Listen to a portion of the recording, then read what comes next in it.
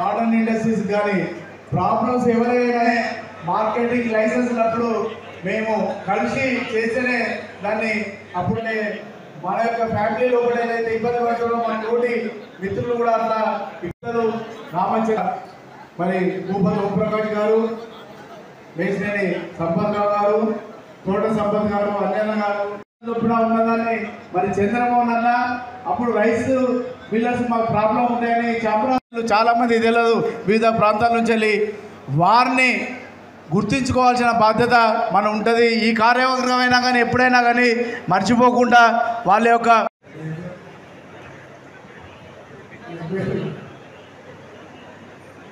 వాతావరణాన్ని ఏర్పాటు చేసినందుకు చాలా సదా కృతజ్ఞతలు మేమంతా వరంగల్ జిల్లా రైస్ మిల్లర్స్.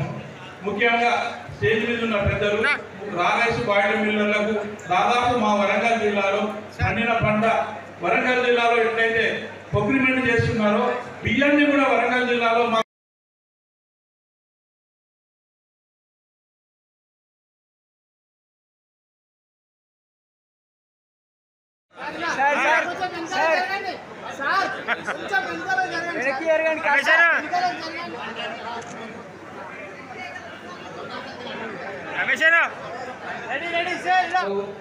రవీందర్ గారు ఏ విధంగా తెలియజేసిందో అందరికీ సమస్య తెలుసు.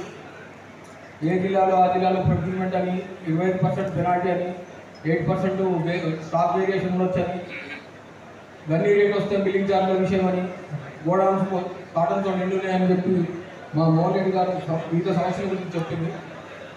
నేను ఒక విషయం తెలియజేస్తున్నాను.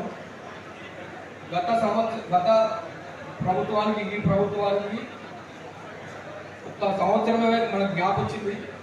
గత ప్రభుత్వం 10 సంవత్సరాలు పరిపాలించింది కాబట్టి కొత్త గవర్నమెంట్ వచ్చింది కాబట్టి మనం ఒక సమస్యను సరిగ్గా విన్నవించుకోలేదు ఫస్ట్ ఇయర్లో. అయినా కానీ కొత్త ప్రభుత్వం కూడా మన ఇండస్ట్రీ అందు లోటు పాటుకున్నాయని చెప్పి మిల్లింగ్ ఛార్జీలు 30 రూపాయలు 40 రూపాయలు చేయడం జరిగింది. దానికి మనం సభాముఖంగా కృతజ్ఞతలు తెలియజేయాలి. అదేవిధంగా గత 10 సంవత్సరాల నుంచి ఏదైతే పెనాల్టీ రూపకంగా 20% పెనాల్టీ వేసిందో ఆ పెనాల్టీ లేకుండా 3600 రైస్ మిల్లర్స్లో మెయిన్ స్ట్రీమ్లో తీసుకోవడానికి మీ అందరి సహకారంతో ఈ వేదికలను అలంకరించిన మా పెద్దలందరికీ వారి సహకారం తీసుకొని తప్పకుండా నా వంతు కృషి చేస్తూ 100% కాదు 1000% ప్రభుత్వం వింటది. తప్పకుండా మన కమిషనర్ గారు కానీ మన రాష్ట్ర ముఖ్యమంత్రి గారు కానీ మన శాఖ మంత్రి ఉత్తమ్ కుమార్ రెడ్డి గారు కానీ సానుకూలంగానే ఉన్నారు.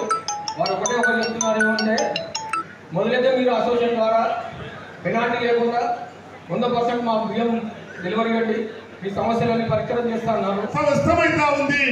దీన్ని మనం గట్టిగా ఎదుర్కోవాల్సినటువంటి సందర్భం ఈ రోజు మన అందరిపై ఉంది. ఇక్కడ ఉన్నటువంటి ప్రతి పౌరుడి మీద ఉంది. ముఖ్యంగా నా మీద, నా ఇద్దరి మీద పూర్తి బాధ్యత ఉందని చెప్పేసి నేను మీకు తెలియజేస్తా ఉన్నాను.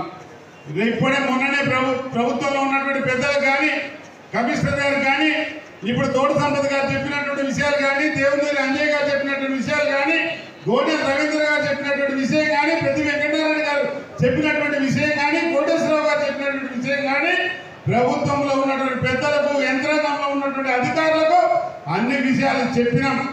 కానీ ఎక్కడ కూడా చూస్తున్నట్టయితే ఈ మిల్లర్లు ధాన్యం తెచ్చుకుంటారు, యథావిధిగా ఉంటారని వారు ఉంటున్నారు. కానీ ఎక్కడ కూడా వాళ్ళలో స్పందన కలపడం లేదు. ఈ వరంగల్ సభతోటి ఇక్కడ ఒకవేళ పత్రికా ప్రతినిధులు ఉన్నట్టయితే నేను మాట్లాడే మాటలు ప్రతి అక్షరం పొల్లు పోకుండా పత్రికా ప్రతినిధులు రాయాలని చెప్పేసి నేను రిక్వెస్ట్ చేస్తూ ఉన్నాను. కానీ నాగేందర్ కానీ కమిషనర్ గారికి చెప్పడం జరిగింది. ఒకవేళ చేయనటువంటి పరిస్థితుల్లో ప్రభుత్వం చేయకుంటే ప్రభుత్వంకు ఏ రకంగా మనం చెప్పాలి, ప్రభుత్వం దగ్గర ఏ రకంగా మనం తీసుకోవాలో పెద్దలు ఉత్తమ్ కుమార్ రెడ్డి గారితో కానీ, మన జిల్లాలో ఉన్నటువంటి గౌరవ మంత్రులతో కానీ ఒకసారి చెప్పి చూద్దాము. చేయనటువంటి పరిస్థితుల్లో రాష్ట్ర రైస్ మిల్లర్ల జనరల్ బాడీ మీటింగ్ చేసి ఏం చేయాలో నిర్ణయం కూడా తీసుకుందామని చెప్పేసి నేను మీ అందరికీ కూడా తెలియజేస్తా ఉన్నాను. ఈ రోజు మనం కొన్ని తీర్మానాలు చేస్తా